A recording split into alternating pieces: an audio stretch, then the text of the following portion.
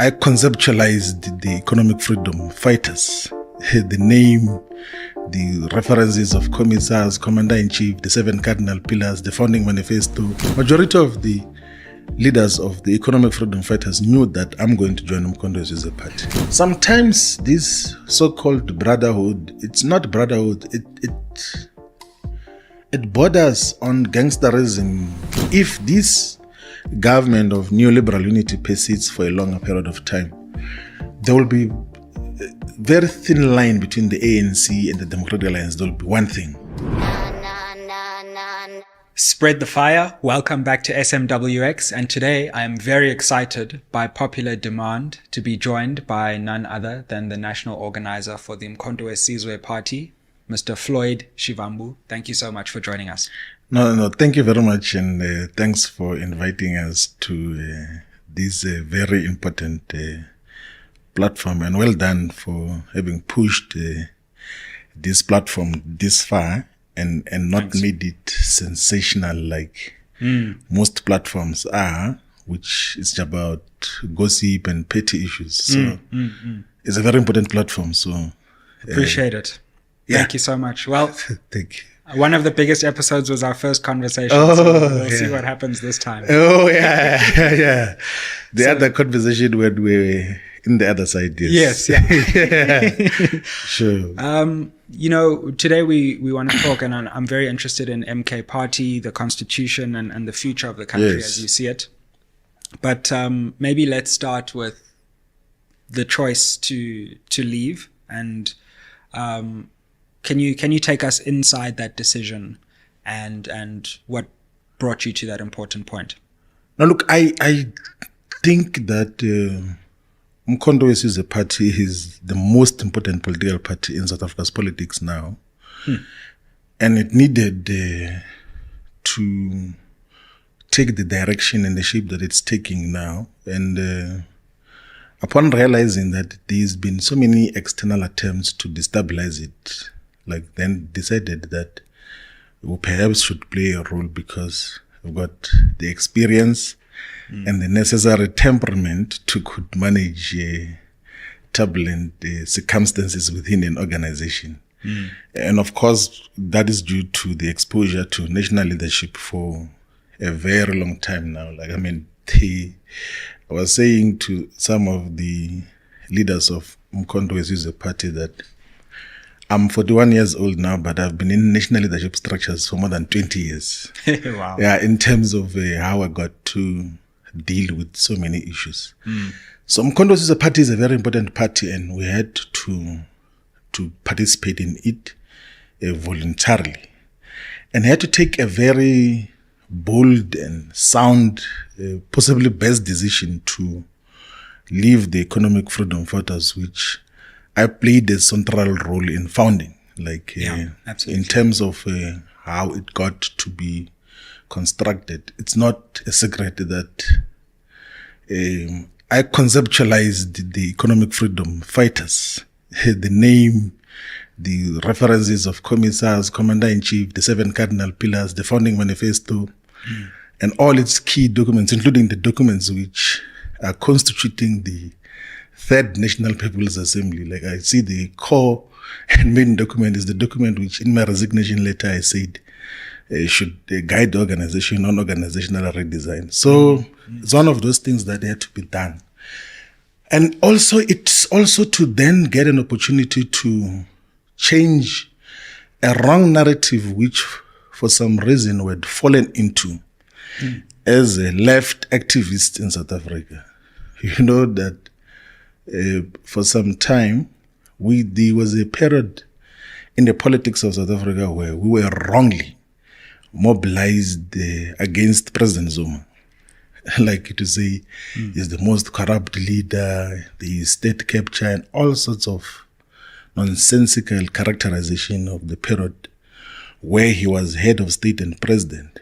And we, of course, during that period, joined into the band, were gone and coincidentally joined by the establishment and mostly by even the descendants of the settlers who got to go and do the Zuma must fall nonsense that got to happen that time.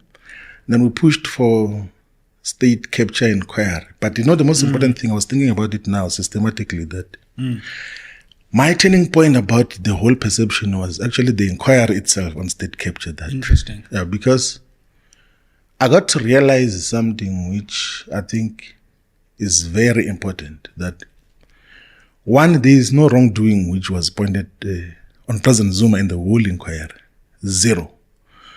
The star witness in the inquiry was Themba Maseko, who said President Zuma said I must call the Guptas and everything else they like.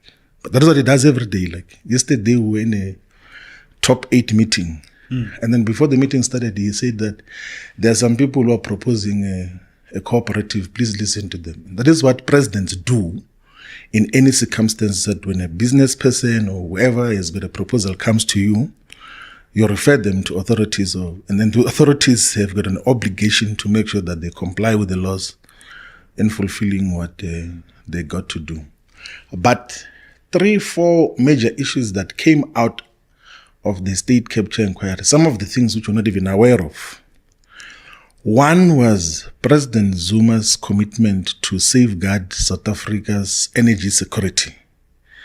There's a less spoken about deal on Engine, the oil company, which is owned by Petronas from Malaysia.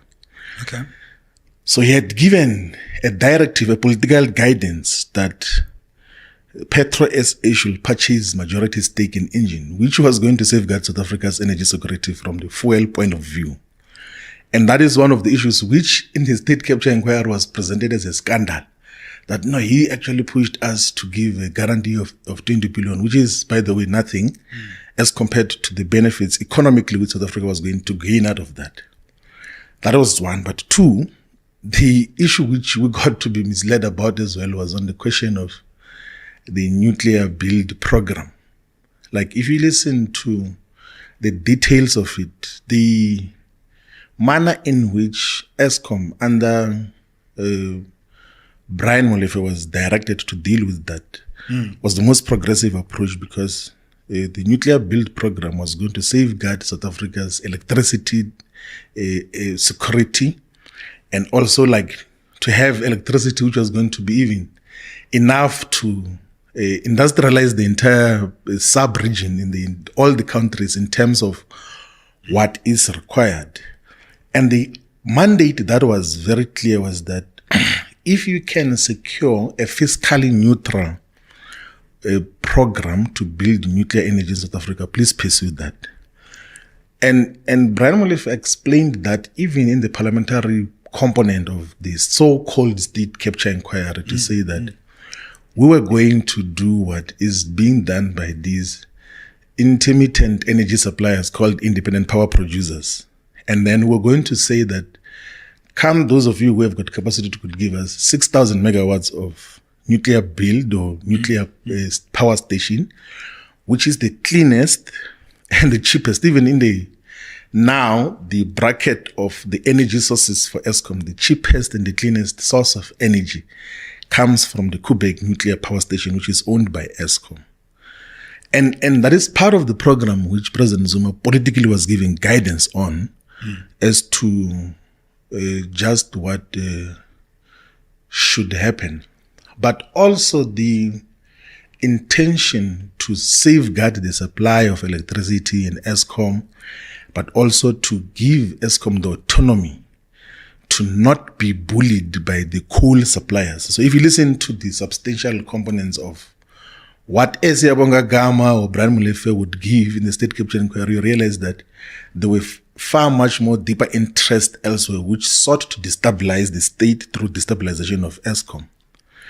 And Brian says that President Zuma went to him to say that, I'm aware that there are people who want to destroy Eskom so that we lose our autonomy as a country. Please go and stabilize the institution, the utility, so that we have got dependable electricity. And that is what exactly he did, and refused to be bullied by the criminal syndicates of the Glencores of this world who were bullying Eskom for the longest time in terms of the supply of coal. But also there's a lot of other issues which throughout we were made to believe that there's everything wrong that President Zuma is doing. But when the evidence came about, we then began to realize that actually what he has been in pursuit of is the most progressive agenda, which has to be defended and has to be protected. And personally, myself, it's the shift after all these revelations was clear, because I wrote about it publicly to say that it looks like we're misled about these issues. Even when later on he did not participate because they were trying to make mockery of him, and then there was that unlawful arrest that happened. I took public interviews with even international media, with a Turkish television platform, with Al Jazeera, to say that this is completely wrong, to criminalize a head of state who otherwise has not done anything wrong. Because if there's anything wrong which he could have done, even in his absence, they could have gone and led evidence and say that these are the wrong things that he did in terms of the so-called state capture. And then got to realize that the manner in which he was persecuted is linked broadly to the bastardization and criminalization of progressive left politics globally. It's more or less the same thing that was done to President Lula in Brazil. It's the manner in which they wanted to treat President Maduro in Venezuela, almost everywhere, wherever there's a progressive voice that rises, the global West and imperialist forces seek to collaborate with the locals to try to undermine the legitimacy of such a leader. And that is where it came from.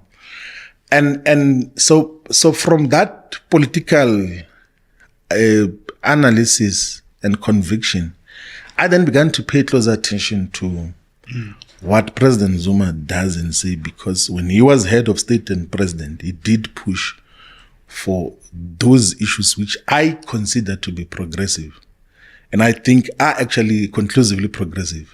You will know that after the Feast Must Fall program, government, in a typical way, instituted a commission of inquiry as to whether there must be introduction of free education and everything else. And then they concluded that there must not be free education, by the way. True. And he defied that, and then he says, no, I'm not going to take this commission of inquiry.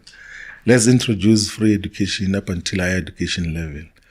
And that showed the commitment to progressive politics, which otherwise would pursue for all forms of intimidations, against all forms of resistance that comes from elsewhere. And then I spoke on the 22nd of August, in the press conference where they said my role will be national organizer.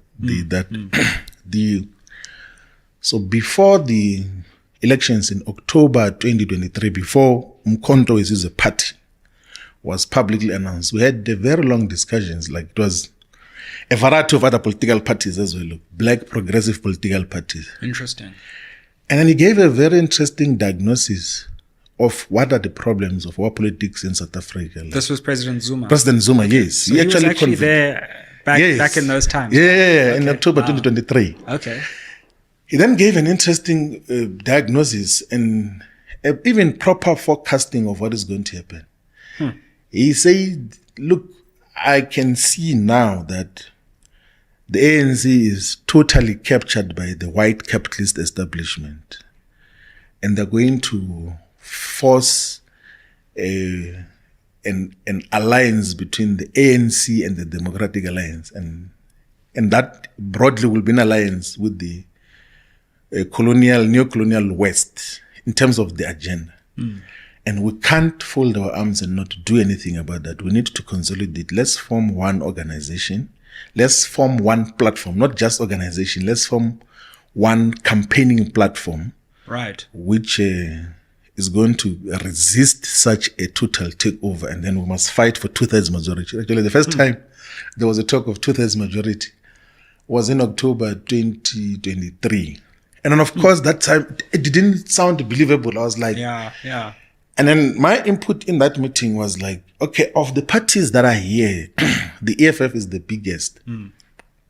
Let's perhaps consider why don't you collapse everything else into EFF if you want to put an agenda? And then, of course, there was a deeper political characterization of the EFF, including identification of some of the subjective weaknesses that define the EFF, and which would make it impossible to constitute a broad front, or to be a broad front which could attract all sectors of society. And then we then agreed in principle, by the way, that let's go and have the campaigns separately.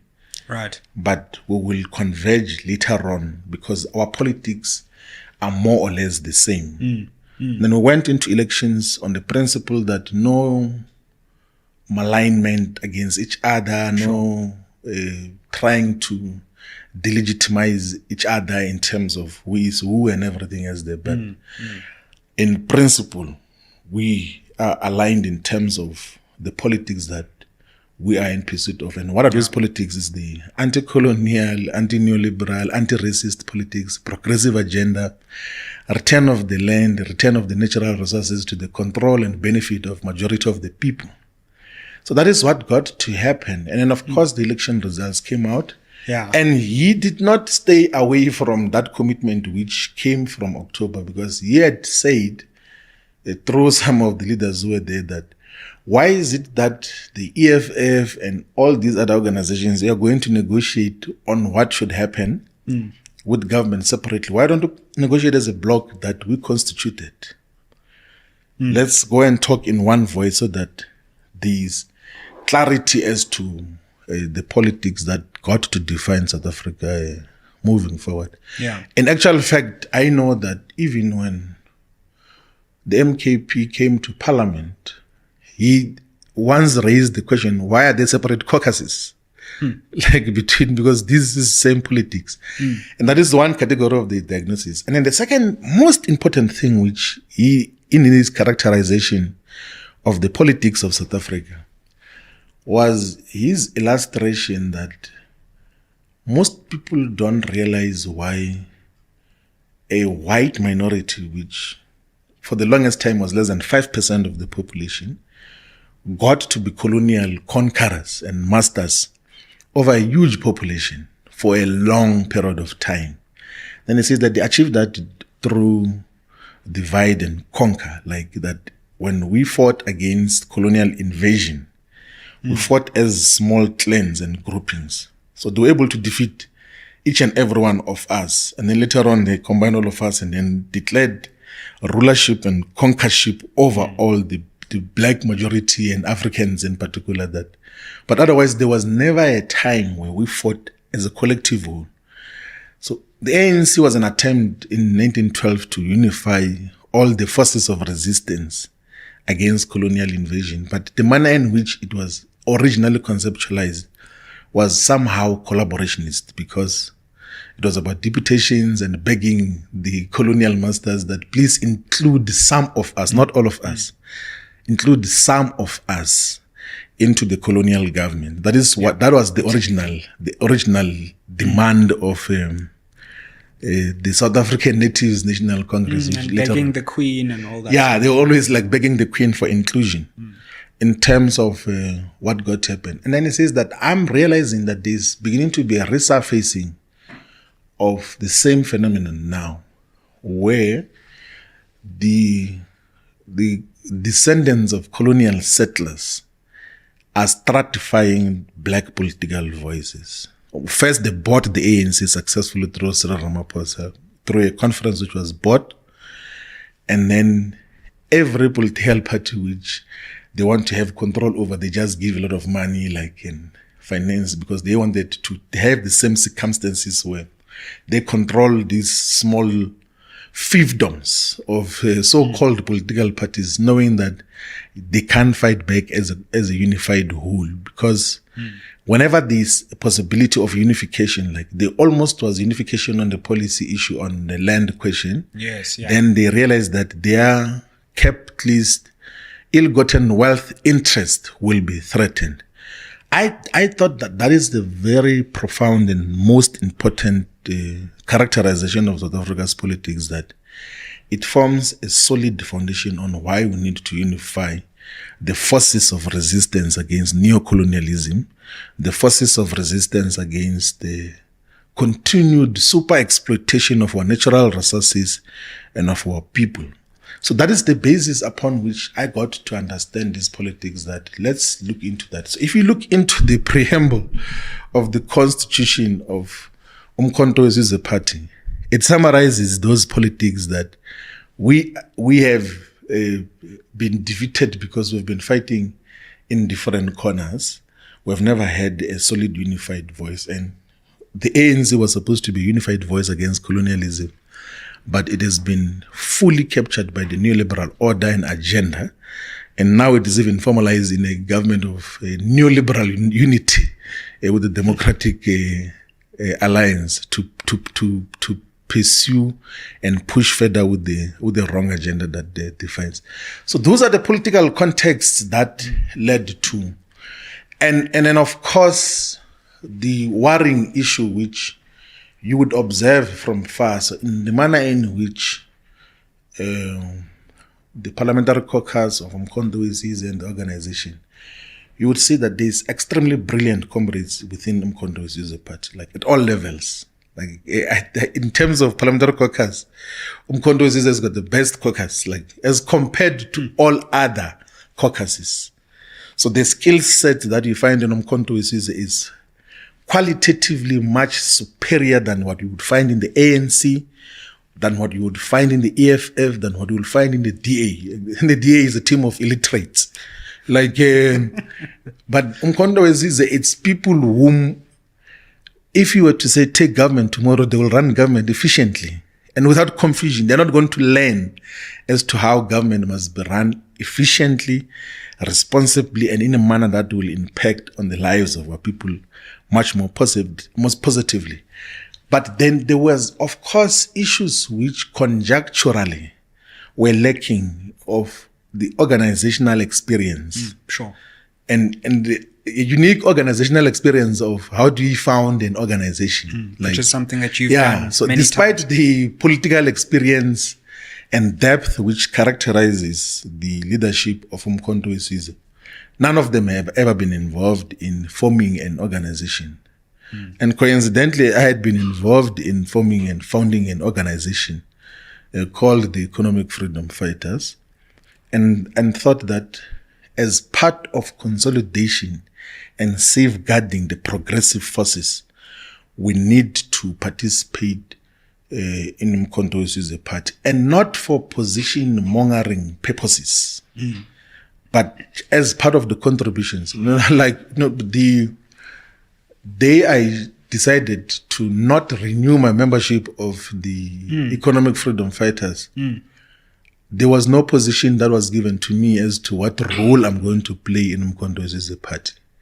There was no guarantee that I'm going to sit in the top officials, but I knew that as a member, at least my voice will be heard if we're to say that let's avoid these pitfalls, like let's avoid these mistakes that otherwise a new organization might encounter. There are so many mistakes that you can make at formative stages, and some of those mistakes can be terminative of the organization itself. Absolutely. And we couldn't afford as a country to have a progressive political formation, which is even official opposition now in parliament, imploding because of avoidable mistakes which otherwise we could guide each other in avoiding. So they were thought that the only, the most correct, sound and best decision was to take the decision to join Umkhonto weSizwe and contribute to its politics. And I'm convinced that this is the correct path and the correct decision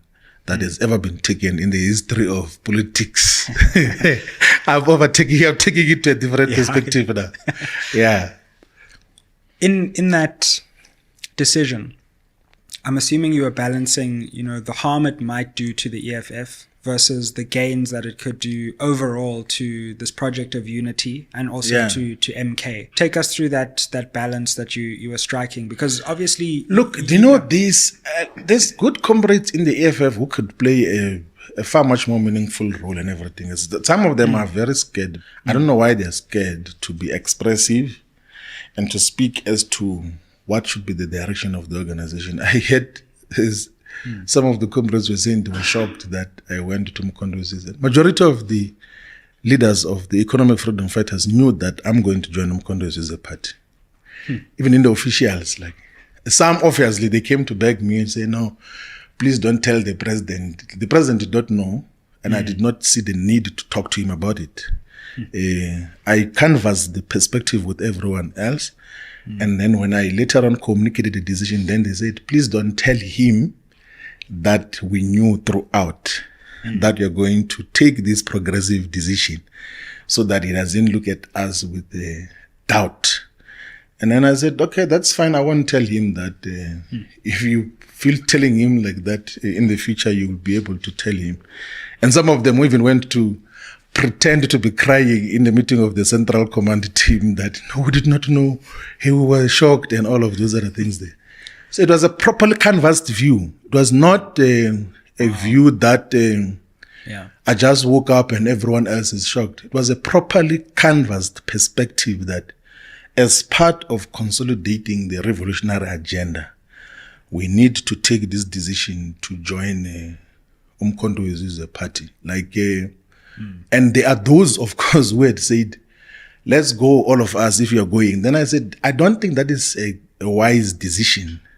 You can participate like in EFF and everything else there.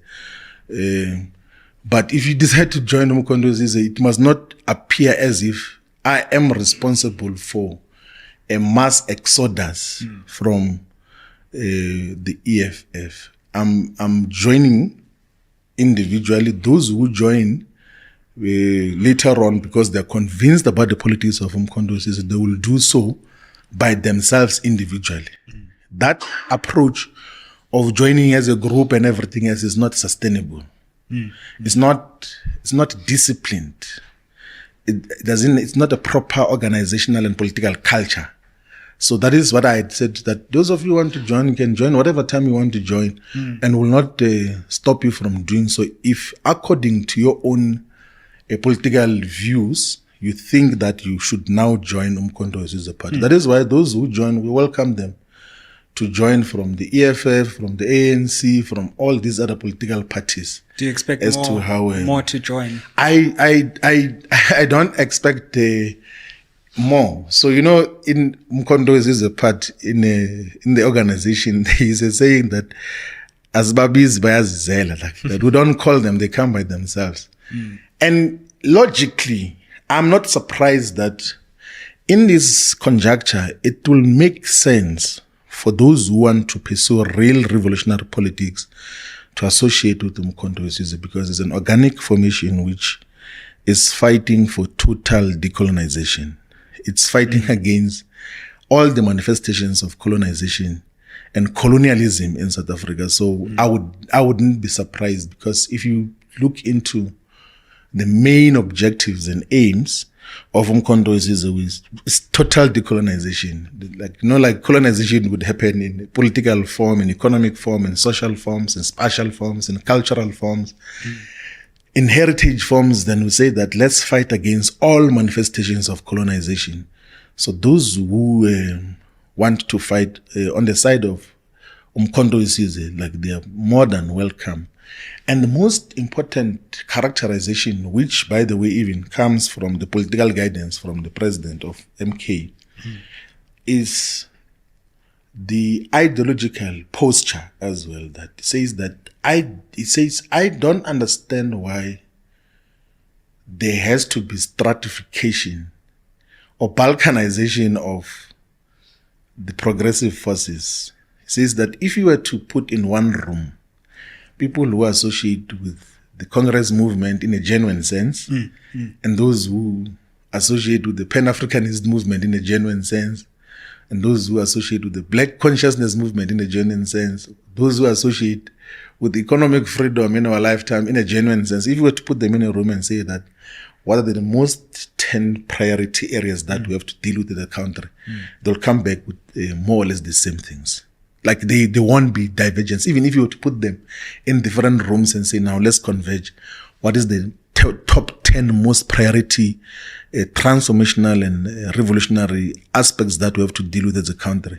You realize that there's a lot of common things. So why then are we fighting in small fiefdoms where people are like locked into some organizations that are senseless, which have got no potential, none whatsoever, could take over political power to transform society as a whole.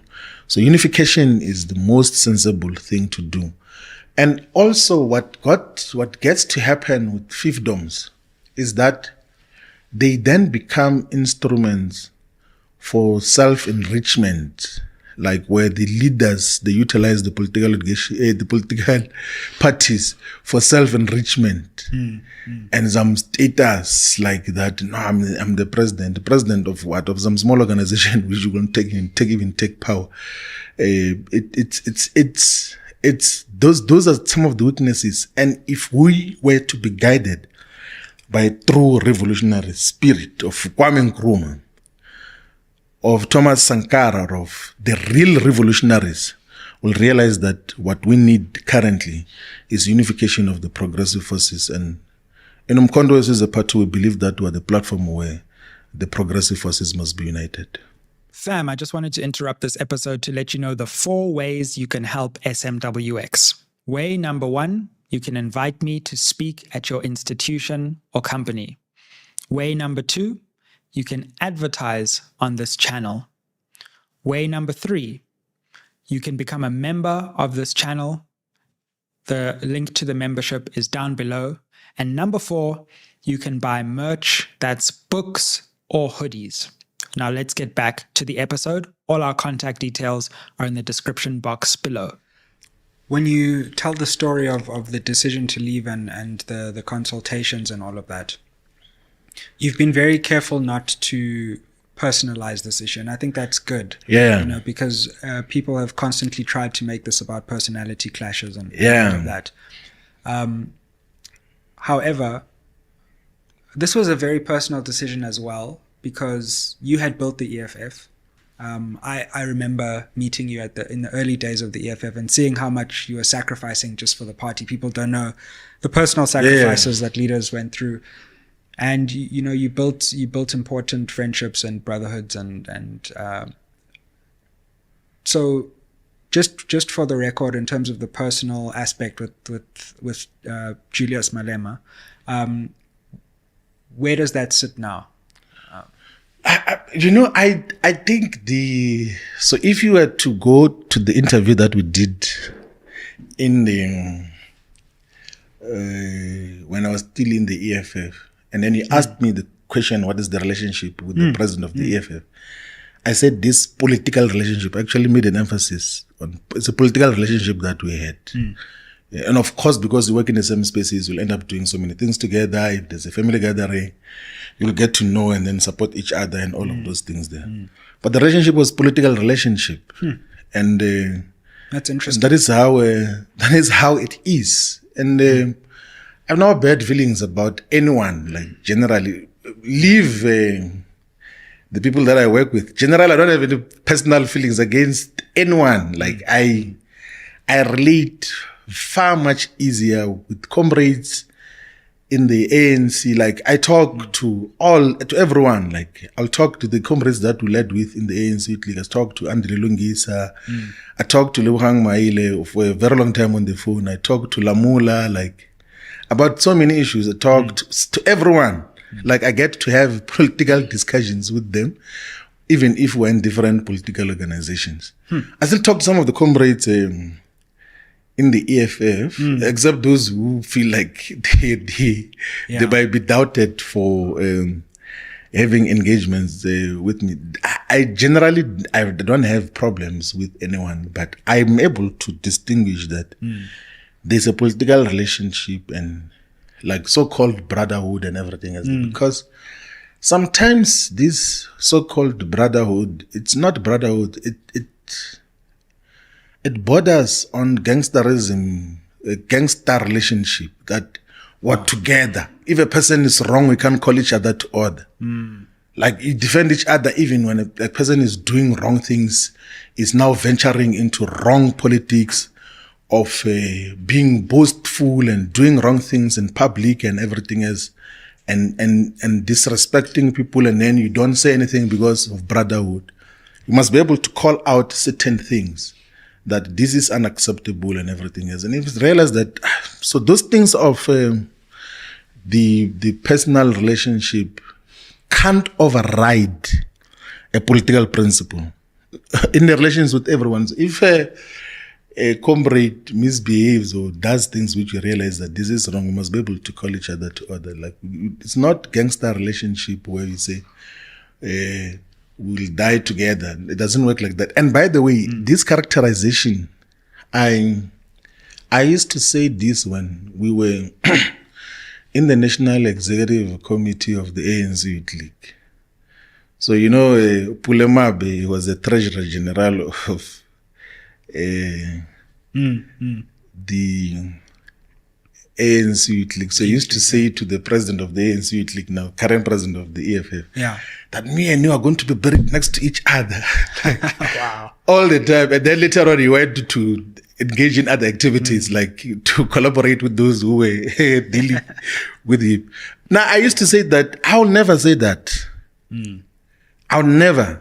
Like, if it's a political relationship, like, you can't promise to die next to each other in a political relationship. It's based on principle. Sure. If principle shifts, then we no longer relate the same way that we related before. So if you realize that there's certain areas of just divergence from what should define a revolutionary, you must be able to say, but this is not what I signed up for. This is not the character which I thought we're dealing with. And I'm not talking about the contextual relationship now with the president of the EFF. I'm talking generally in politics that we should relate to each other on political principles so that we're able to correct each other whenever something goes wrong. Yeah. Let's come to the present moment in South African politics and how you characterize it. Because, of course, we've got this so-called government of national unity, which everyone keeps calling it GNU. Yeah. Despite the fact that it's a DA-ANC alliance. Yeah. How do you characterize what happened in this election? Some of the talks that led us to where we are now and what this government represents for the country? Look, I think the electoral outcomes reflected the will of the people. And I think we must always respect the will of the people. Sure. I once overheard a very sorry characterization of the outcomes of these elections, by the way. Someone was saying, we were not voted because the people of South Africa are sick. Like, there's a sickness of society. That is why we're not voted. Wow, yeah. And then I was like, wow, this is a very dangerous characterization because if you characterize majority as being sick because they didn't vote for you, then you're venturing into dangerous territory as a leader or as anything in society. But the outcomes of elections reflect the will of the people. But what I think is satisfactory is that the forces which otherwise, I said it in Parliament when I was in Parliament now, when we're debating the budget vote on National Treasury and even in my debate in SONA, I said that this election's outcome presented an opportunity for political formations whose umbilical cords are buried in the same yard to reunite and agree on the common agenda as to what do we do moving forward. How do we constitute a progressive government? And the progressive forces whose umbilical cords are buried in the same yard would constitute more than 2/3 of the politics in South Africa today. As we stand today. It's so unfortunate that the opportunity to do that was not pursued, and largely for subjective reasons. I was in why do you think that was? Because you're one of the people who would have seen this. It's also the misreading and the ego issues that were at play, and like that. No, you cannot talk to me like that. You cannot do this. I can show you. I can just go and do as I wish, and everything as this. I was involved in the negotiations, absolutely, far much more intimately, and I know that this ANC-DA alliance is not a result of a principled decision. It's subjective considerations that were at play. And it's so sad that we had subjective considerations that got to override principle. altogether. Yeah. So the manner in which it was handled was unfortunate, and it speaks to the political and ideological maturity of the leadership in general, in all formations, in terms of what got to happen. And of course, there was also a mischaracterization of what was the position of Mkhonto Wezi's party during that period. And of course, because Mkhonto Wezi's has announced in December 16, 2023, and it goes into election trail. There's no identifiable leadership structures. And President Zuma correctly, whenever people make mistakes which are costly to the organization, he takes decisions to remove them immediately. He doesn't play. And that is how he operates. That this is a foundation of the organization. So you can't have defective characters at the core of the foundation, because if you have defective characters and politics at the core, the organization will be deformed forever. So you need a core that is much more solid, so that you know that the foundation is solid. Thereafter, you can be able to then deal with everything else. So then MK in the negotiation process in the 14 days was not that accessible. Right.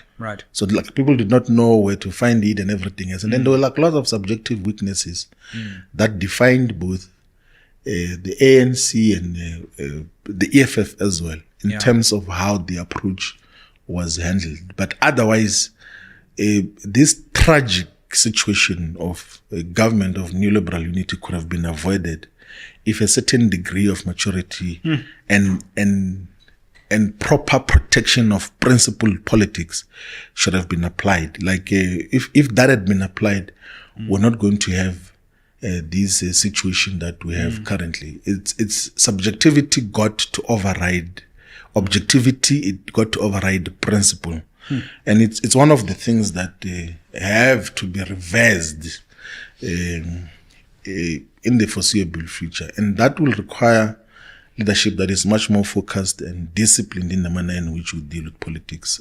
What defines our common interest? We share a common constituency. What is priority, and all of those other things there. So why would the ANC go into government with an organization which is diametrically opposed to everything else, which on paper it stands for, whilst there is alternatives which could constitute a progressive government based on the will of the people, based on the Freedom Charter as well. And what do you make of how the coalition government has fared since it was constituted? They obviously will not be tangible assessments and tangible results that they could achieve within the 100 days. But you can see that they will perpetually and consistently be sacrifices that will be made mostly by the ANC. So, for instance, they signed the Basic Education Laws Amendment law, and then the president of the ANC says that certain sections which are objectionable on the side of AfriForum and the DA are not going to come into effect now. You might capitulate forever. The ANC might capitulate forever. So it will be a game of capitulation on many principal issues. And that capitulation will compromise the interest of our people. That you are guaranteed. Like every time there's a compromise, it's at the expense of our people. It's at the expense of a transformative and revolutionary agenda. So, and everything else that the descendants of colonial settlers will object to, there will be capitulation by the ANC. Of course, they will act bolder in terms of how this is being handled. They will communicate all sorts of mixed messages, but they're going to capitulate to the DA's agenda. So they won't be, so if this government of neoliberal unity persists for a longer period of time, there will be a very thin line between the ANC and the Democratic Alliance. There will be one thing. And then that is why that we have to build an alternative platform, a revolutionary platform, which Mkhonto Wezize is as a voice that is going to represent a majority of our people. And then, of course, if the liberation forces and those who are progressive within the ANC say, let's pursue a progressive unified agenda, we will listen to that. Yeah.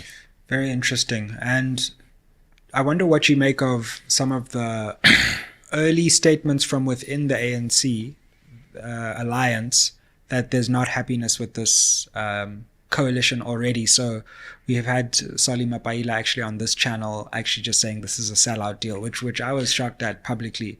Obviously, they've been the Gauteng ANC is clearly, even if it's not saying it, it's doing something completely different. So it seems that there is at least some internal opposition, at least a segment of that alliance is opposed to this move. Yeah, the SACP General Secretary's characterization of the government of national unity is the most correct and the most sound characterization. And I just pray that he will not be a coward and be pushed back successfully to fall into agreeing with that. I almost said nonsense. I realized that or rubbish, but I realized that like the language has to be different. Like but that's what it is. Like I hope that he won't retreat in terms of that characterization. It's the most correct characterization that it's a sellout position, which is largely pushed by the neoliberal faction of the African National Congress, and coincidentally is what President Zuma had said should be prevented when he then had this discussion with different political parties in October 2023 that we're headed towards the unification of the white and a component of the ANC because they want to take over this thing. And we have to prevent it. So that is one of the issues. The only issue which I would think the General Secretary of the Communist Party should come to appreciation of is his current mischaracterization of MK. Like, I think he becomes sentimental sometimes to think that, the name MK, he was in MK and Zuma this, state captured this, and all of those things which are just a wrong reading. And we will take time as the leadership collective of Umkhonto weSizwe and through the guidance of the president that let's engage with all the unions, let's engage even with the Communist Party, let's engage with everyone else to explain what our politics, so that even when we disagree, we know that we disagree on a principal issue much more fundamentally. I'm saying this because when there was a huge discussion in the officials of Umkhonto weSizwe, the comrades were saying, let us found unions. And then he says, why would you want to divide unions? Like, because unions are stronger when they are unified. If you have got issues with unions that are partisan, or they force their members to support a different political party, go and meet with them, talk to them, and then be able to have a common perspective. So it's the characterization of the GNU by the comrade Soli is 100% correct, and majority of unions as well. But I know, of course, what the faction in the ANC would do. They will try to sponsor resistance within the Communist Party and within the COSATU affiliates, which will begin to say, no, but you are not being reasonable and all of those other things. It always happens in that particular format. I know all these organizations very well because I worked in the Bailey of the SACP. I got to interact with COSATU unions at a very intimate level because I was conducting political education for all the affiliates at some point in my life. And I know, like, I was in the 2 hours for 5 years. So I will know that there will be an attempt to try to sponsor resistance against Comrade Soli from within the SACP and from components of COSATU to try to make him pull back on an otherwise correct revolutionary characterization of what is transpiring now. I'm really fascinated in how you read the ANC as well, because it seems to me that a lot of this coalition arrangement actually revolves around Cyril Ramaphosa himself. That when he leaves, it's not clear to me that, well, depending on who succeeds him, the DA would stick around. So in some ways, it's a short short-term situation for now, and we'll see where it goes from there. What do you think is going on in the ANC, given that we're not that far away from Ramaphosa stepping down, and then a lot could change? There could be a move to retake the ANC in a different direction, or one of his successors would then carry on with this GNU trajectory. Yeah, the ANC is a highly contested organization, and it has to be contested because it's whether you like it or not, it constitutes part of the struggle heritage of South Africa. Sure. So the incumbents can't claim to be the alpha and omega of the ANC. That is why President Zuma says that I am Conto Isiza, but I'm still contesting my membership of the ANC, because he says that you can't just leave it to, and it has always been contested. So if you check from John Dube to Mahato, then to JT Gumede, and then this one from Kronstadt, ZR Mahabane as the earlier presidents, had to come back to then Dil Pixley. In the entire lineage of the ANC presidents, there's always been ideological contestation of its form and character by different forces. So it has to be contested, by those who are inside the ANC and those who can share perspective from elsewhere as to what politics does it embrace.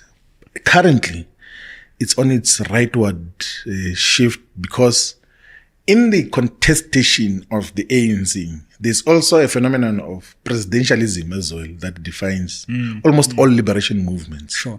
And it defines the ANC that the president's word sometimes can become final without much contestation, or the president's perceived or real intentions can become policy decisions, even when they are not properly tested and debated in terms of what happens. So the ANC will constantly be contested, and would encourage the comrades who are inclined to a revolutionary agenda of reversing the legacy and vestiges of colonialism and apartheid to appreciate the simple fact that you can't achieve a revolutionary agenda in alliance with the Democratic Alliance. It represents a counter-revolutionary agenda.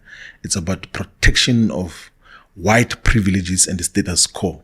So it has to be contested, and then moving forward, let's believe that there will be less of this subjectivity that I said got to overwhelm principle and overwhelmed objectivity in terms of how coalition politics could have been handled differently. Because you can't, for instance, be a senior leader of a political party at the ANC level, and then your characterization of another political party, black political party, which has got upward of 2.5 million, and say, that is Zuma Stokvel. And loosely like that. The disrespect that you show to the people, and then all sorts of slander that is being utilized. It doesn't help anything. It doesn't help anyone. It's possibly maybe part of the reasons why some of these parties are losing electoral relevance is because of the manner in which you characterize the politics is conclusively wrong. So we need a different conjecture and discourse of politics which are defined by maturity and discussion of principle. What is our common agenda? Who do we interest? What are the interests of the people? How do we commonly pursue them in terms of what is required? Not these subjective issues and everything else. It's tiring. It's actually disheartening. I would encourage everyone who is to speak against as such. And you know what is even a much more tragic situation? You find these youth and student activists, right? They think it's revolutionary to throw insults at people. Take a platform, say so and so is this, so and so is that. And talking about body parts of people, this person has got a big head, this one has got a big nose, this one doesn't work properly. Where is Marxism in that? Where's Lenin in that? Like, no, Lenin was the most robust of revolutionary leaders. He would characterize the politics of his opponents. Nowhere in his characterization of any one of his opponents, even the worst of opponents, did he describe their physical appearance. It's one of the things which, as a generation, we have to suppress and isolate much more firmly, so that we have a proper matured politics that must define everyone else in terms of how it got to happen. And then, of course, from time to time, people get trapped into those things, but it has to be outdone with. We have to outgrow such kind of wrong politics. Let's come on to the MK itself, because you've, of course, been, from what I can observe, quite central to this project, as you said, of building the body of the institution, shall we say, the structures, the constitution, and actually making it a functioning national organization. It's got mass support already. It's got top leadership, but you've been central to the project of organizing and building the institution from the ground up now. Talk us through that work and where you see the party is at this stage in its history. It's very young history. It's not even a year since it's been announced. How do you characterize it? Umkhonto is still going towards its first anniversary. Wow. I mean, that's just crazy to think. I guess, in almost all political formations that I got to participate in, I've always played a functionary role. Of the ability to listen to everyone else and then try to forge those ideas to say that this is what I think collectively we are saying. So even when I was in SASCO, I think in 2004 Congress had written a perspective about the ideological character of SASCO. It's still readable. It's something which I can still own up to this day. No mistakes in terms of the ideological direction and character. The same role we played in the Young Communist League when I was in the National Committee, then dealt with the youth policy and the conceptualization of what is currently the National Youth Development Agency that time. And the ANC Youth League, the conceptualization of the clarion call on economic freedom fighters and the economic freedom struggle, economic freedom in our lifetime, in a measured way, and not that I can claim to be the originator of those ideas, but I've played the central role in consolidation of those perspectives. And then articulating them and then be able to articulate it clearly in terms of what got to happen. So in Umkhonto is got to consolidate the views that and for all the perspectives and all the views, there's huge support of Umkhonto from traditional leaders, from religious leaders, from people who legitimately say, why is the institution of traditional leadership being isolated completely? It's just noted, it's not recognized. How do we get that to have a say in the governance of society? And then we say in the constitution that let's recognize the house of traditional leaders in the legislative processes, and we don't abolish democracy.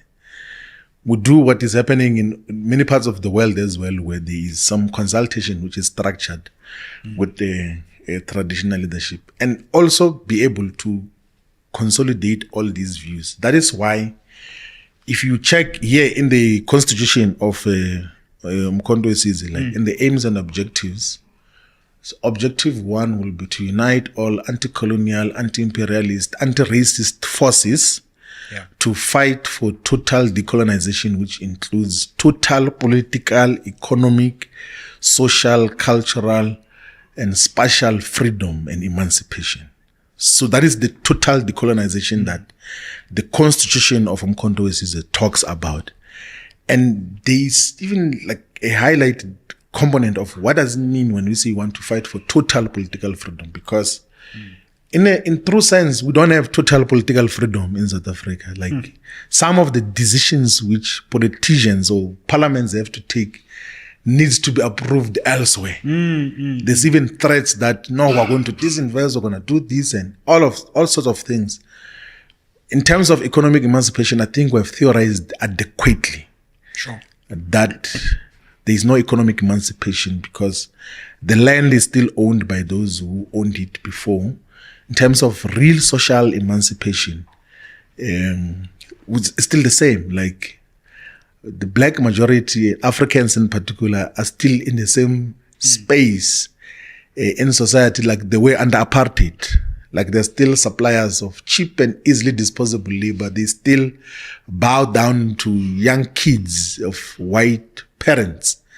Like they still get sent around.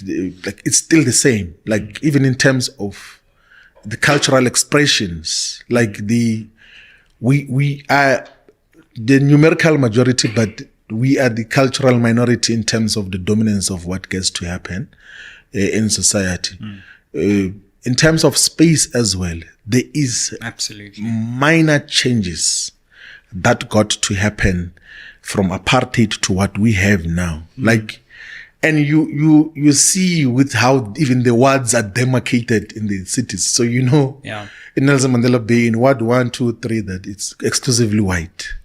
Here in Johannesburg, the wards that cover Sandton are exclusively white. Like it's like that almost everywhere. In South Africa. So there's never been, through decolonization and the reversal of the apartheid spatial planning, there's never been through reversal of how apartheid conceived of South Africa. Yeah. And that is what Umkhonto we seeks to deconstruct through a unified political agenda and program. And I can't claim that is my original views by myself. I then compose that. It's a consolidation of the views that come from the leadership and the membership of Umkhonto we and society as a whole, that we've got an unfinished business. The revolution, which otherwise is supposed to emancipate all of us, has not been completed. We need to take up the arms and fight on until total emancipation. It's a luta continua, the struggle continues. Yeah. And in terms of the actual organizational structure itself and the what you're calling detachments in the Constitution, talk us through how you're conceiving as an organization of the way this institution will actually work in different parts of the country. Oh yes, so this is the manner in which the Umkhonto is organized. So there is a purposeful exclusion of any elective conference because Let's start there because it's interesting and yes, the interesting perspective. So the president says, look, let's identify the leadership from different walks of life who will constitute the core of the leadership of Umkhonto we. There is democratic consultation in the decision-making processes of Umkhonto we. Like I've never got to live and experience the deeper sense of democratic consultation, like like anywhere else. Okay. Like I can give you multiple examples. Yeah. Like the president listens to comrades, like to everyone, like to branches, to leadership of regions, to everyone, like to youth, to students, to ex-combatants.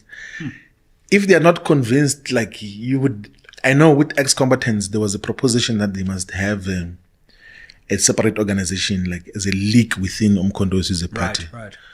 He met them several times, like, and then when they're not convinced at this meeting, he says, no, let's meet again because the time is finishing. Let's meet again next week. And he meets again, he listens. And he listens like properly. Like if there's points which are valid, he accepts.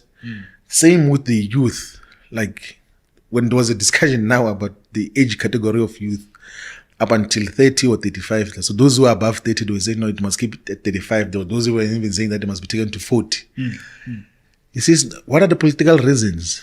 Some came like agitated to the meeting of the National High Command, wanted to enter by force and everything. As he says, no, you don't have to enter by force. Let's meet. And then he calls them like the whole day. What are the issues? Like, give me the political reasons.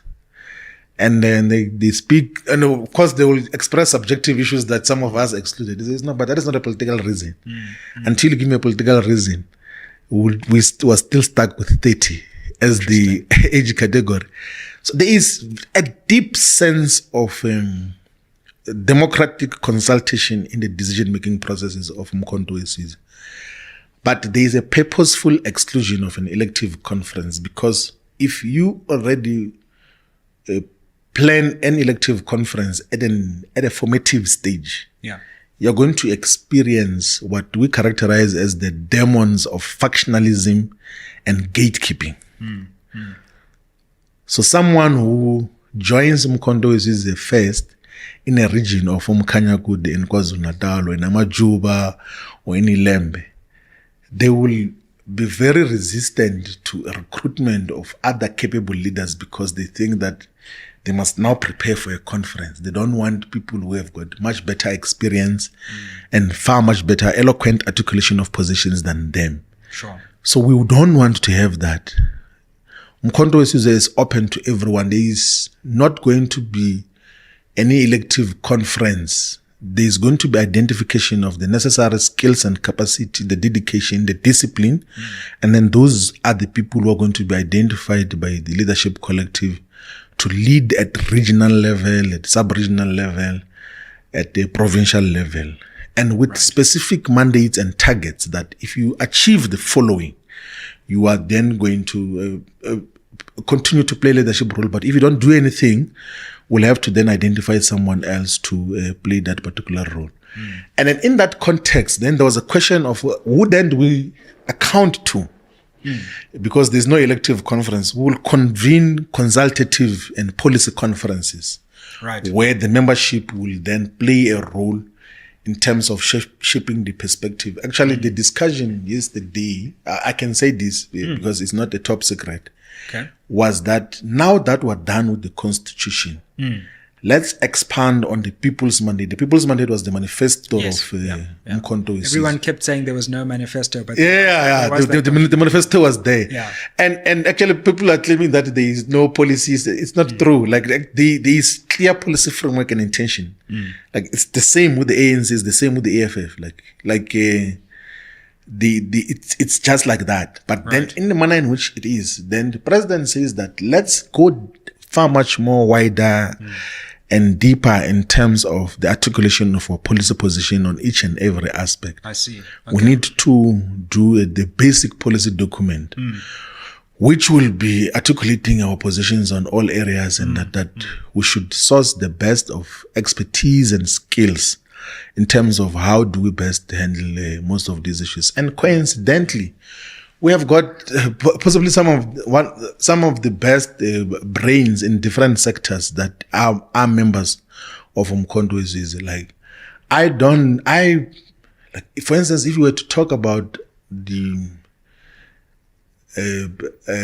rail projects in South Africa as to how we can utilize rail to transform South Africa's economy, like Montana, Siyabonga Gama are a perfect fit. They are not going to theorize things that they have no clue about. They can come with a very clear perspective on energy, and Brian will come. Brian went to study nuclear energy in the Massachusetts Institute of Technology, which is always ranked the best university in the world. And he will come with a clear, ready solution as to what should happen. But even the other insight that come even from the commissariat that doesn't play a public role, you begin to appreciate that this is real politics. It's not like some imaginations where people think you can do things that have never been tested before. So we in the process of consolidating that perspective, and society will begin to appreciate that when we say that there has to be a bigger number of society voting for Umkhonto weSizwe. We mean business, one, but two, we are capable of governing. The others who say they can be government, but they can't be government, including the ones who are government now. They just say, no, we're government, but there's nothing government about them. Like so Mkhonto is assembling the best in terms of what will get to happen moving forward.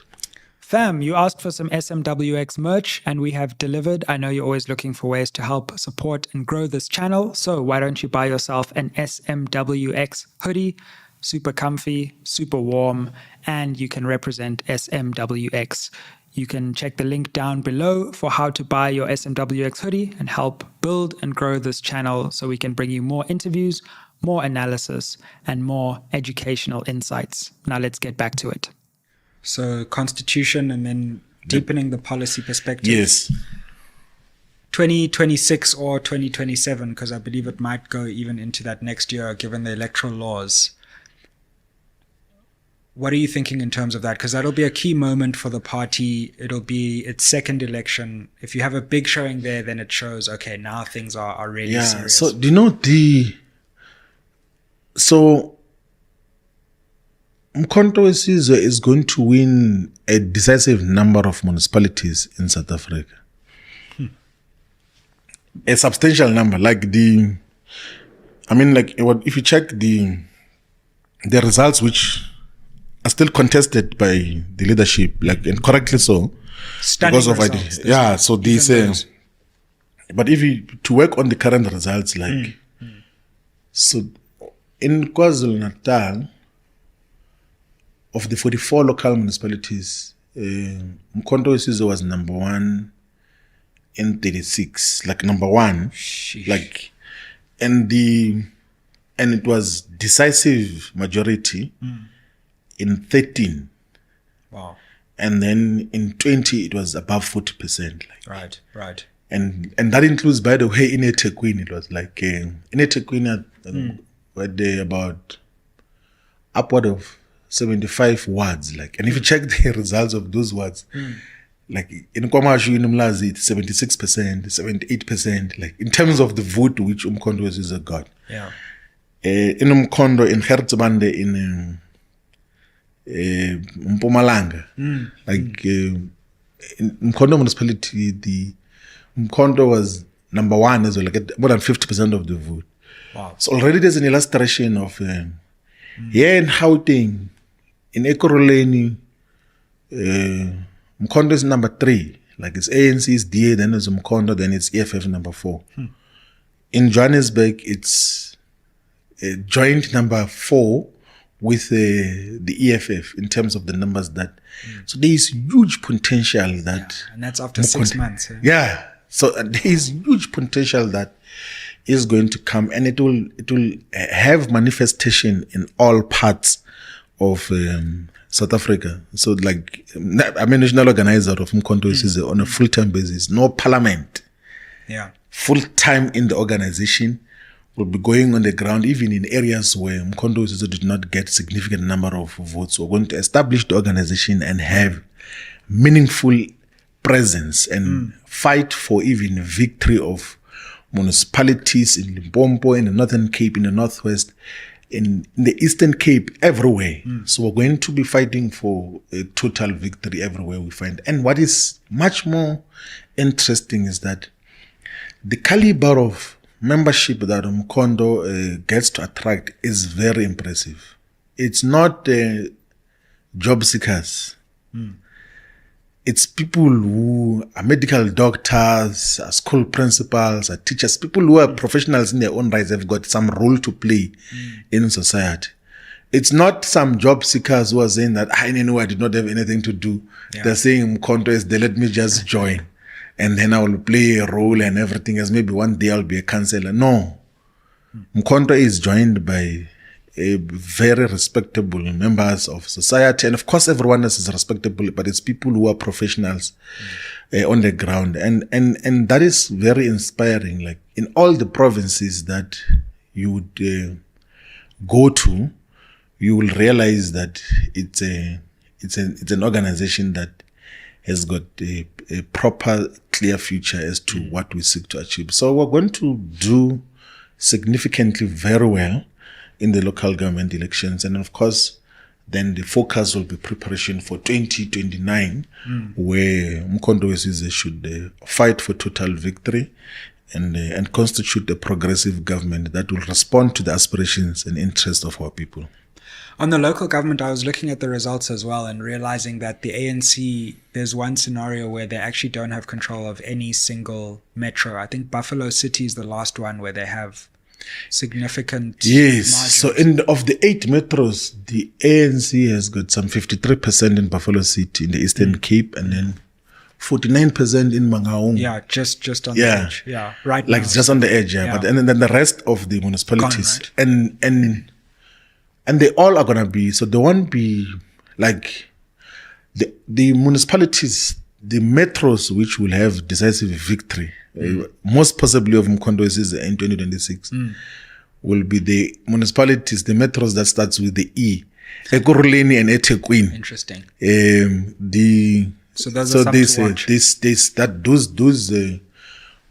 they demonstrate a lot of potential. The ANC has failed to transform the local government space, has not done very well. I think even in their own internal reports, they get to admit that the local state has been a dismal failure in terms of its design, in terms of the fiscal arrangement as to how fiscal policy is aligned to respond to the needs of local government. Because there's some anomaly that gets to exist that out of the overall budget of the state, the local government sphere receives less than 10% of the entire budget, with the presumption that they can generate their own revenue, which is not sustainable.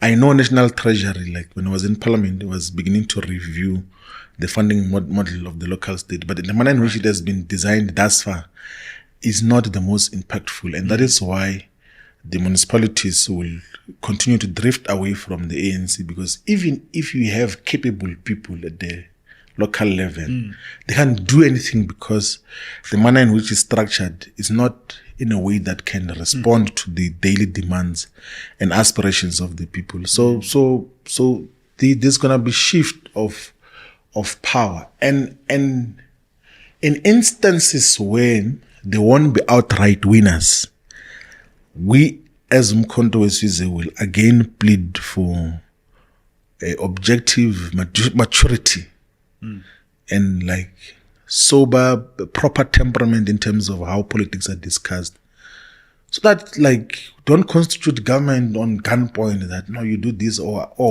like you either work with me, give me this, or I'm gonna vote with the DA. We don't want such. There must be principled decisions and discussions that must happen even prior to the local government taking place, that this is the broad framework which, if we are still contesting as separate political organizations, this is how a government should be constituted as a matter of principle. So it's one of the issues that we will make a plea amongst all the progressive forces, that let us not be childish in terms of how we deal with the question of the local state. Those things of changing mayors every weekend must come to an end. There has to be stability of the local state. There has to be credible people who are deployed there, so that they are able to deliver the necessary services and collect revenue in instances where there's a revenue basis for this for the local state. Yeah.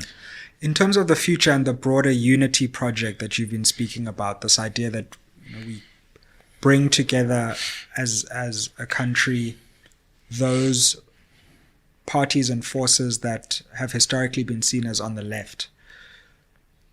How would you see that unfolding in the future? If we could see some kind of unity between Mkhonto weSizwe, the EFF on the other hand, and maybe some sections of the ANC, whether they form something together or they coordinate, that could be the biggest political formation in the country. How do you see that actually panning out? Yeah, like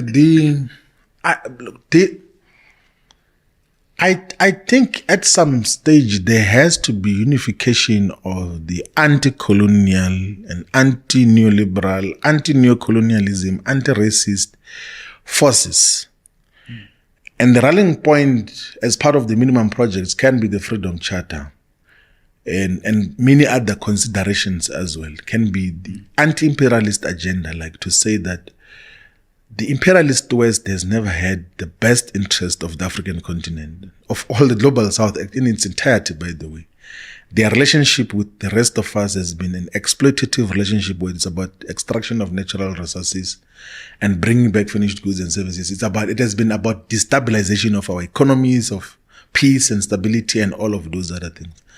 So if there are common principles that define all of us, and even the commitment to redress the imbalances of the past caused by colonialism and apartheid, I think there has to be in the future a program to have a unified perspective. And we providing that platform through Mkhonto Wesizwe, that of whatever political, ideological, left perspective you think you belong to, you will be a perfect fit in Mkhonto Wesizwe. But appreciate that in terms of the left politics, it's a broader movement. It's a broad liberation movement in terms of the left politics. So someone will say, Floyd, you are a Marxist, Leninist, you're fighting for socialism. Like, you must appreciate that I'm operating in a broad left movement, which has got objectives in the constitution. That is what we're fighting for. And majority of those perspectives, they've got socialist orientations. I don't have a problem with that in terms of how, but you can't have segments who will come into the organization as a sect and want to impose their narrow agenda into the entire organization.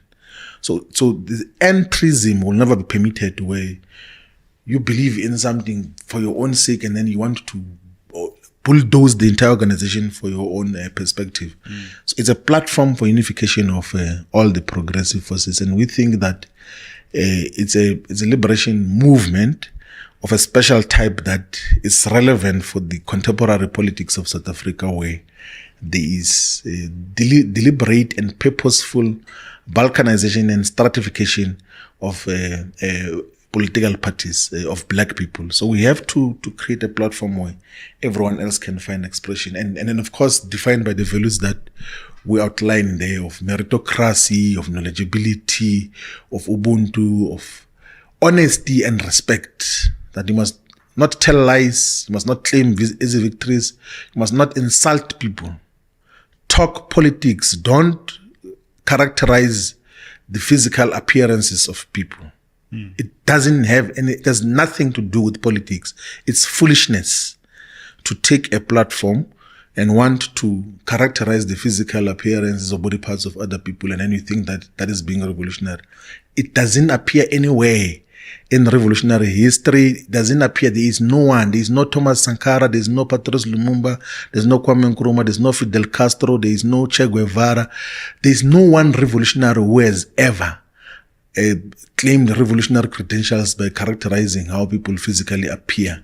It's not politics, and that has to be suppressed and isolated successfully, so that we are able to unite the progressive forces and build an agenda moving forward. That is what, as a generation, should strive towards achieving, and not entertain side shows of imposters who are in pursuit of something else.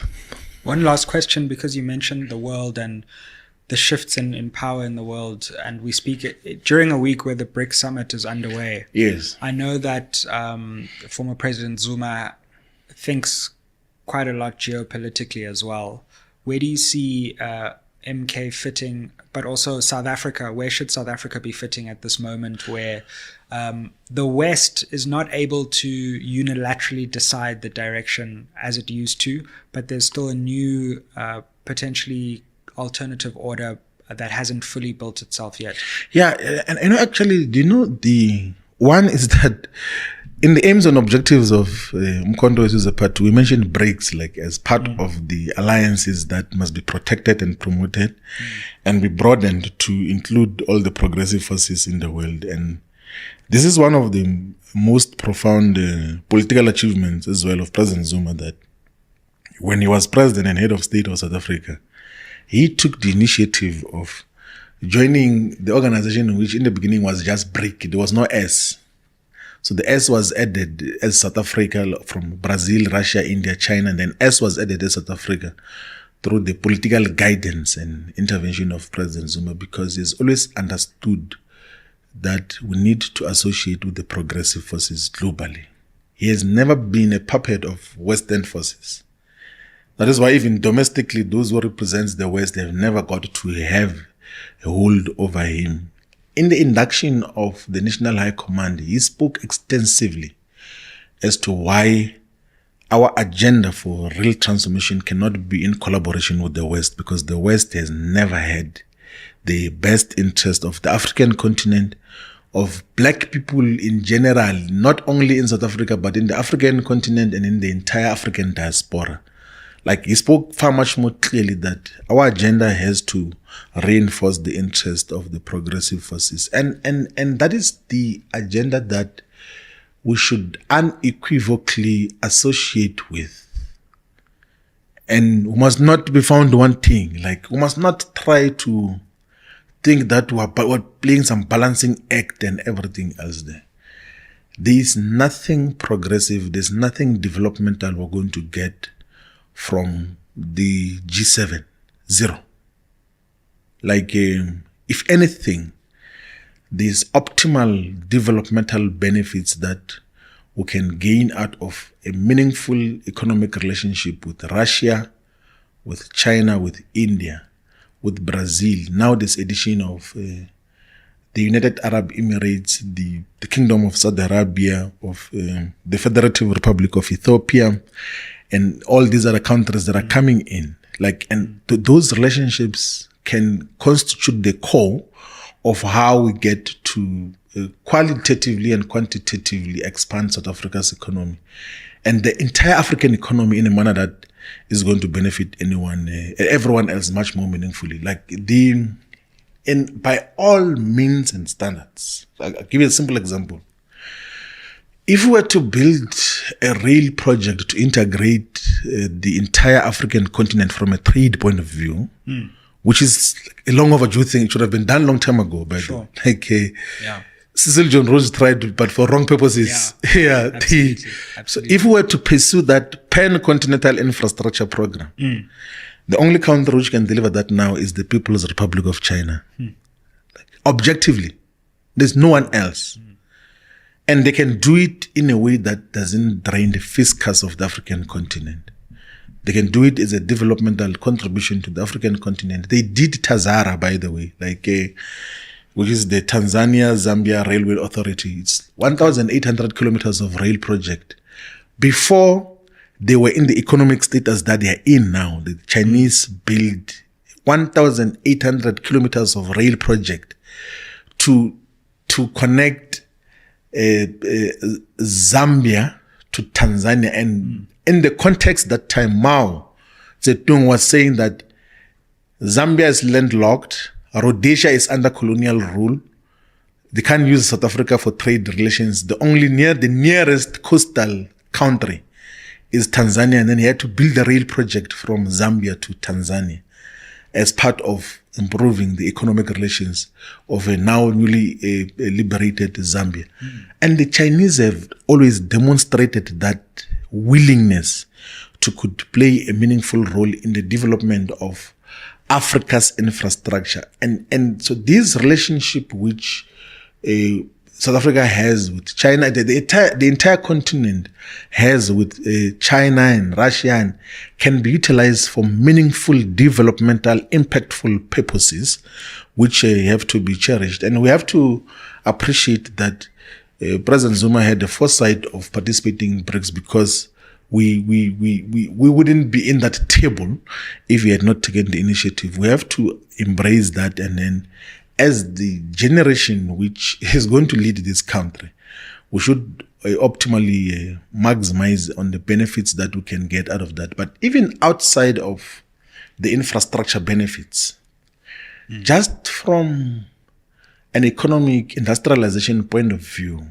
like, so if you have got access to the Chinese and Indian markets, you're done. Like, 2 billion people already. Like, so whatever you produce here, like whether it's in the food economy, whatever you produce, and then you have got access to the Chinese in the Indian markets, which are the fastest growing economies currently, your economy is fully developed because the buying power as well is increasing in those economies. So the relationships that we have are very useful. So we have to cherish and actually embrace what has been bequeathed to us as a generation, that we're left with good relations which we must get to build on as part of what we seek to achieve moving forward.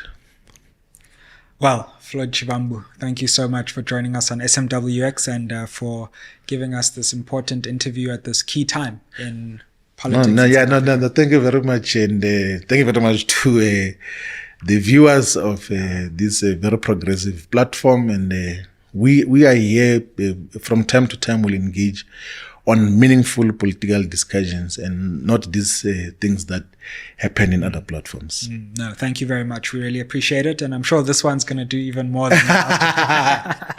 Yeah, let's hope so, yeah. Thank you for watching. Like, share, subscribe, comment down below, and help us get to our next milestone of 200,000 subscribers. Ayele.